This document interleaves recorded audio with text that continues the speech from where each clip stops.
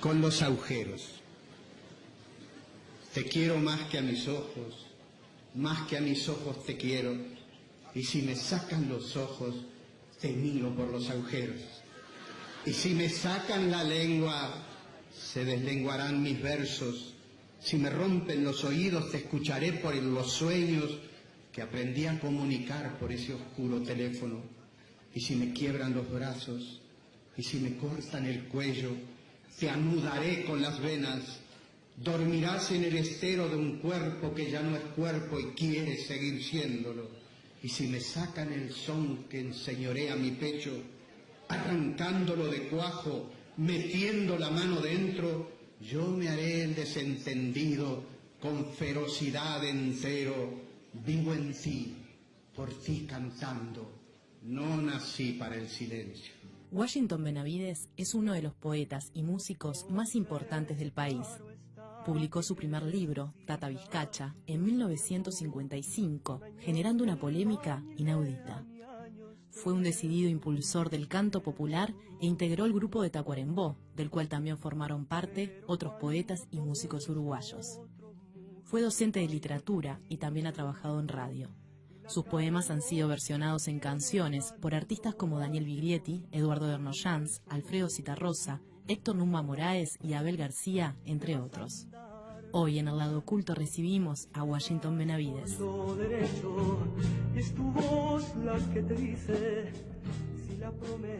Bueno, hablando de silencios y de voces, ahí está Eduardo, pero ojalá tengamos tiempo para seguro que va a aparecer en la conversación. ¿Cómo no? Porque pero estábamos en esos años en los cuales tú estabas. ¿Dónde estabas cuando te quemaron ese libro, por ejemplo?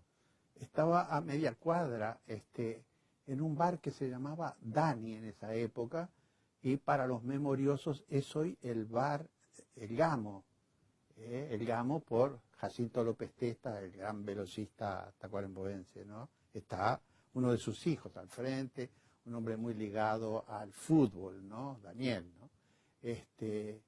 Allí estábamos con Walter Ortiz y Ayala y Walter González Chiesa, tomando una con Campari probablemente, ¿no?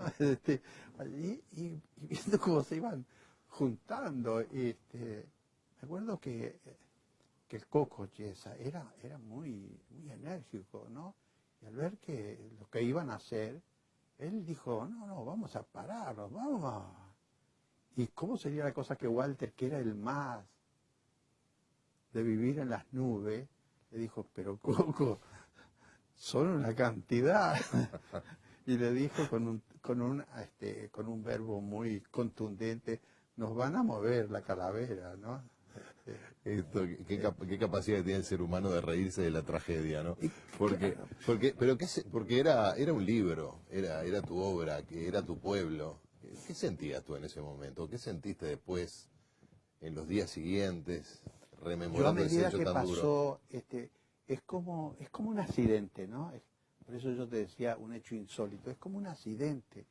Muchas veces tienes el accidente y la verdadera dimensión del mismo se va dando en el tiempo, ¿no?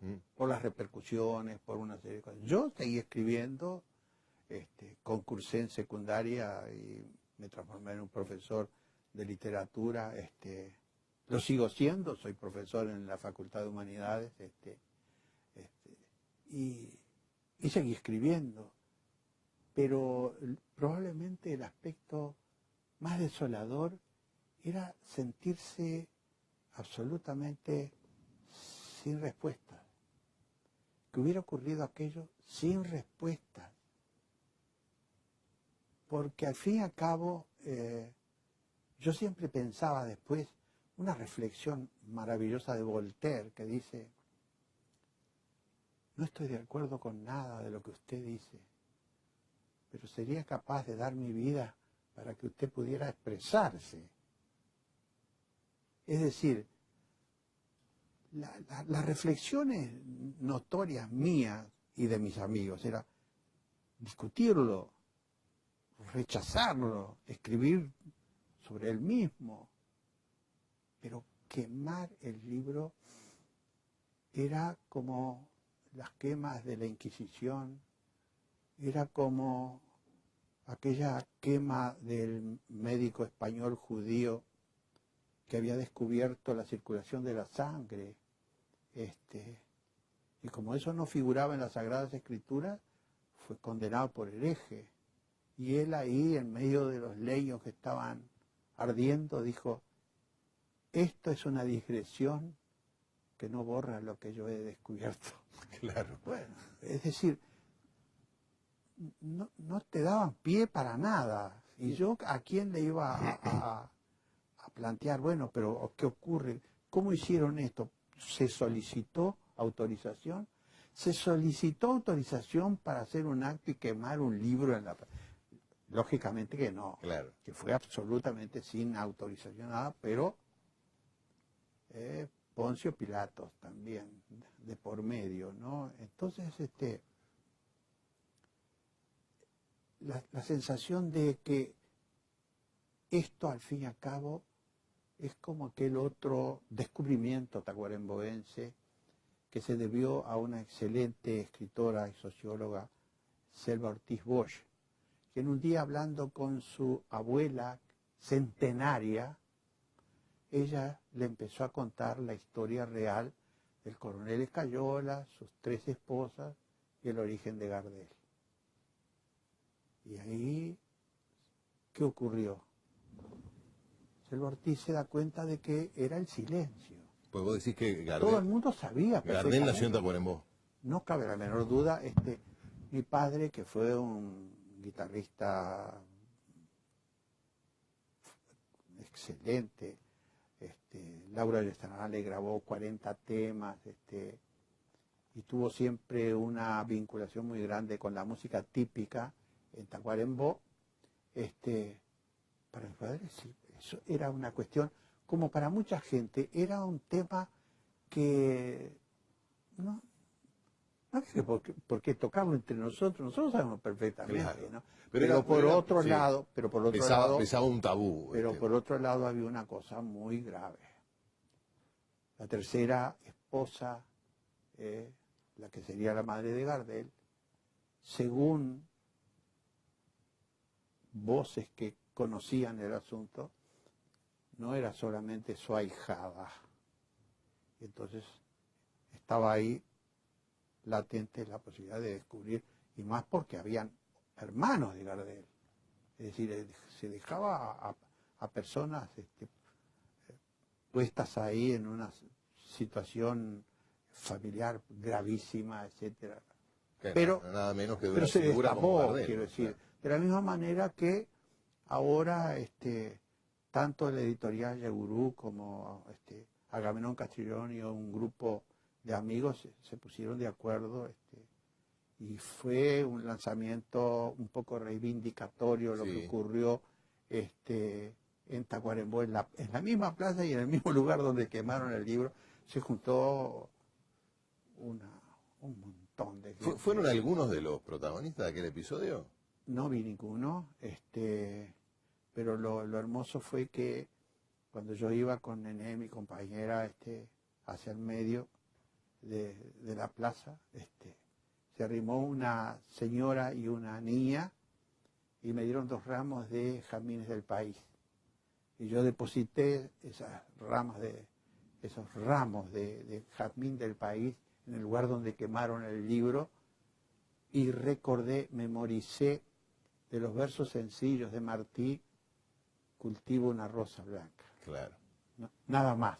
Porque después en la casa universitaria, que también estaba ahí frente a la Plaza Mayor, iba a haber el encuentro y un panel de los editores, una profesora, María Estela Olivera Prieto, de la cátedra Washington Benavides, de la casa universitaria, y ahí se presentó en realidad este libro que tiene tapa de mi hijo, que intenta, creo que muy bien, presentar ahí los dos partes de esa realidad sórdida, en muchos aspectos superada, no totalmente, pero en muchos aspectos superada hoy, de lo que es el pobre, sobre todo en el En interior. el interior. Pero a ti te tocó, o tú optaste por seguir viviendo allí bastante tiempo más. Bueno, yo seguí viviendo en Digamos, Tacuarembó. seguiste viviendo, seguiste dando clases, seguiste escribiendo, es decir, como Sí. si ese episodio tampoco hubiera ocurrido.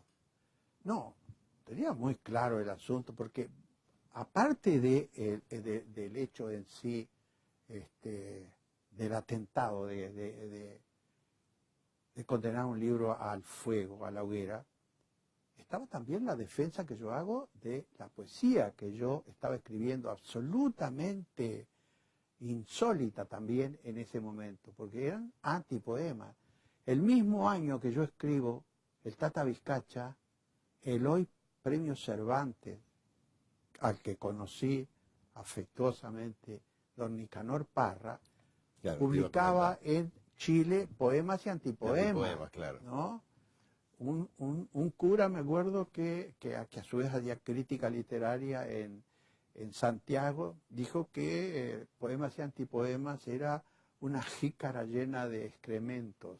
Bueno, no se dijo nunca semejante elogio del Tata. Pero yo intenté con el Tata hacer una poesía despojada de todo aquello que pudiera ser lo tradicional de la poesía. Es decir, a todo aquello que de alguna manera está compuesta con palabras prestigiosas, que ya tienen lo que podríamos decir su tradición artística.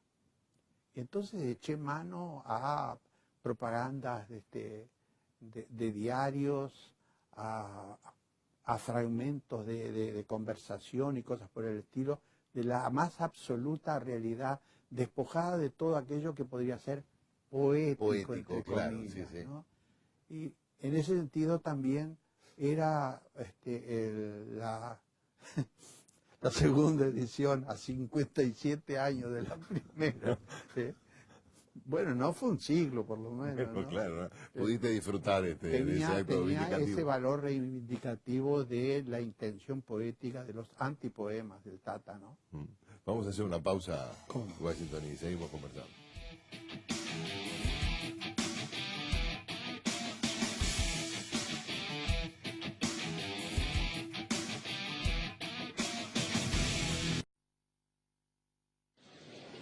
Con los agujeros.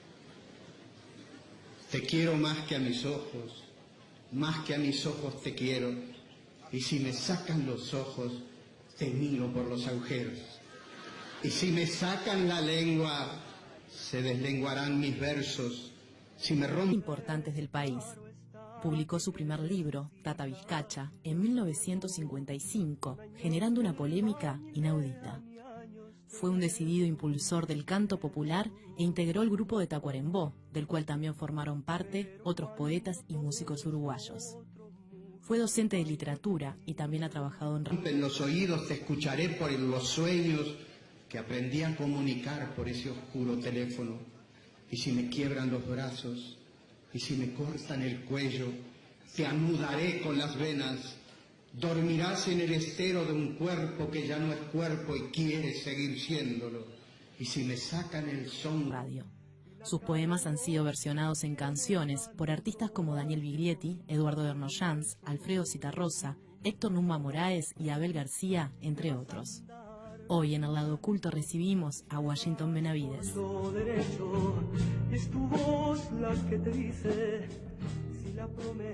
Bueno, hablando... que enseñorea mi pecho, arrancándolo de cuajo, metiendo la mano dentro, yo me haré el desentendido, con ferocidad entero, vivo en ti, por ti cantando, no nací para el silencio. Washington Benavides es uno de los poetas y músicos más